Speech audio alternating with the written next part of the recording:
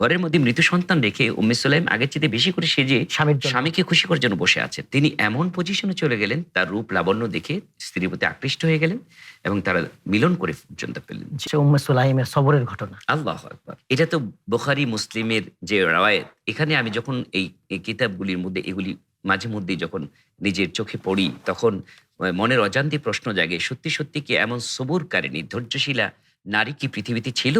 এরকম প্রশ্ন জাগে। সেটা কি ছিল? জি। উম্মে সুলাইম একজন মহিলা, একজন সাহাবী মহিলা। তিনি জান্নাতের সুসংবাদ প্রাপ্তা মহিলা ছিলেন। তিনি, তার একটি ছোট্ট ছেলে অসুস্থ হয়ে গেলেন। স্বামী হচ্ছেন আবু তালহা। তিনি অসুস্থ সন্তানকে রেখে সফরে চলে গেলেন। জি। তো মা হিসাবে সন্তান অসুস্থ, তিনি খুবই চিন্তিত। যখন সন্ধ্যা ঘনিয়ে এলো, তখন দেখতে পেলেন তার চোখের সামনে তার সন্তান চলে গেছেন, মানে মৃত্যুবরণ করেছেন। তিনি সবর করলেন, কোনো আত্মচিৎকার দিলেন না। প্রতিদিনের পুষ্টির চাহিদা পূরণে পরিপূর্ণ আস্থায় আরডি ইউএচটি মিল্ক, ভালোবাসার বিশুদ্ধতায়। এমন সবর করলেন যে প্রতিবেশী কেউ জানলেন না যে তার ঘরে সন্তান মরে পড়ে আছে। সুবহানাল্লাহ। তিনি এই সন্তানকে চাদর দিয়ে ঢেকে দিয়ে প্রতিবেশী বাড়িতে চলে গেলেন। গিয়ে বললেন যে, তোমাদেরকে একটা খবর দিতে আসছি। একটি খবর হচ্ছে এই, কিছুক্ষণ আগে আমার সন্তান আল্লাহ তাআলার আমানত আল্লাহ তাআলা নিয়ে গেছেন। নিয়ে গেছে। তো তোমাদের কাছে আরেকটা বিষয় অনুরোধ করে যাই যে, আমার স্বামী কিন্তু এখনো বাড়ি ফিরে নাই। আর তোমাদের ঘরের সামনে দিয়ে আমার ঘরে ঢুকবে, আমার আগে তোমার এই দুঃসংবাদটা আমার স্বামীকে দিও না। দিবে না। দিলে কি হবে? দিলে আমার স্বামী বিচলিত হয়ে যাবে। আমি স্ত্রী হিসেবে তাকে যে খেদমা করা দরকার, তার যে ক্লান্তি দূর করার আমার দরকার ছিল, এটা থেকে আমি বঞ্চিত হব। সুবহানাল্লাহ। তাই করলেন। কেউ কথা বললেন না। সবাই চুপ। তিনি বাসায় চলে আসলেন, ঘরে চলে আসলেন স্বামীর অপেক্ষায়। রাতের বেলায় স্বামী ঘরে ফিরলেন। ঘরে ফেরার পরে আশ্চর্যের বিষয়, আমি অবাক হয়ে যাই। এভাবে আসছে, তিনি আগের চাইতে বেশি করে সাজলেন। সুবহানাল্লাহ। ঘরের মধ্যে মৃত সন্তান রেখে উম্মে সুলাইম আগের চাইতে বেশি করে সেজে স্বামীর জন্য। স্বামীকে খুশি করার জন্য বসে আছেন। স্বামী বেচারা দেখে তো খুশি, যে মনে হয় না ঘরের মধ্যে এত বড় দুর্ঘটনা পড়ে আছে যে নিজের সন্তান মরে গেছে। তিনি তারপরও জিজ্ঞেস করলেন, কি ব্যাপার, আমাদের সন্তান কোথায়, ও কি করছে? তখন বললেন, ও স্বামী আগের চেয়ে অনেক ভালো আছে। এখনো বুঝতে দেন, মানে আগে তো অসুস্থ কৌশল ছিল, অবলম্বন করলেন। অসুস্থ ছিল, কৌশল অবলম্বন করলেন। এটাকে ইসলামী পরিভাষায় তাউরিয়া বলে, জায়েজ আছে এটা। সত্যটাকে ঘুরিয়ে বলা। এখন আল্লাহর জান্নাতে ঘুমিয়ে আছে, তাই দেখলেন চাদর মুড়ি দিয়ে ঘুমিয়ে আছে বাচ্চা, সহিত আছে।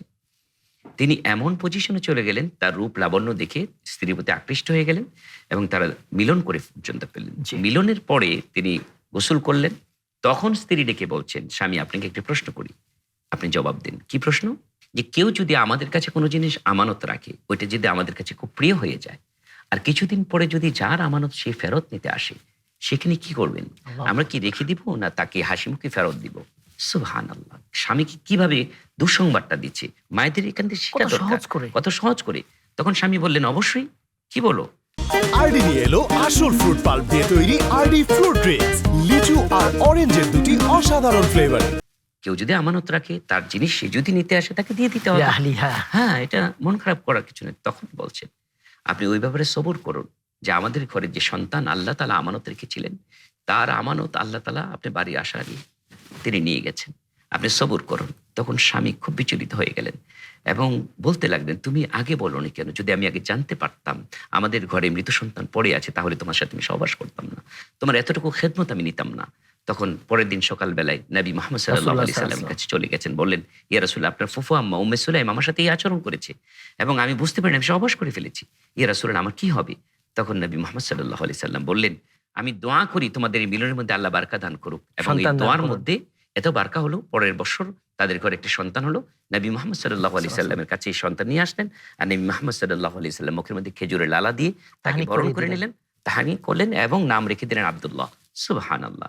এই যে একটি সবরের দৃষ্টান্ত, এটা আমাদের জন্য পরাকাষ্ঠা। শিক্ষা হচ্ছে, স্বামী স্ত্রী মিলনের মধ্যে যে একটা বারাকা আছে, এটা যেন আল্লাহ রাসূল সাল্লাল্লাহু আলাইহি সাল্লাম বিপদের মুহূর্ত যেন সবর করে, যে সমস্ত ফ্যামিলি তাদের স্বামীর জন্য সেবার জন্য নিজেকে উৎসর্গ করে দেয়, তার দুঃখ বেদনাকে স্বামীর সাথে এভাবে শেয়ার করে যে বিচলিত না, স্বাভাবিকভাবে, এবং স্বামীকে হেল্প করে সবর করার বিষয়ে, এটা হচ্ছে আমাদের জন্য শিক্ষা। আমরা যত বড় বিপদই হোক বিচলিত হব না, কারণ আল্লাহ সবর তাআলা বলছেন করব। ইন্নাল্লাহা মা'আস সাবিরিন, আমি তোমাদের সাথে সবরের মধ্যে। আজকেই রমজান মাস, সিয়ামের মাস, এটা কি শিক্ষা দেয়? আমাদের সবরের শিক্ষা সবরের দেয়। শিক্ষা দেয়। একদম ক্ষুধার্ত অবস্থায়, ইফতারের আগ মুহূর্তে আমরা বসে আছি, ক্ষুধার্ত অবস্থায় আমরা আল্লাহ তাআলা দেয়ার নিয়ামত আমরা ভোগ করছি না, খাচ্ছি না, কষ্ট হচ্ছে, কিন্তু সবরের কারণে এটা সয়ে নিচ্ছি। এই যে সয়ে নেওয়ার যে একটা প্রশিক্ষণ, এটা সিয়াম দেয়।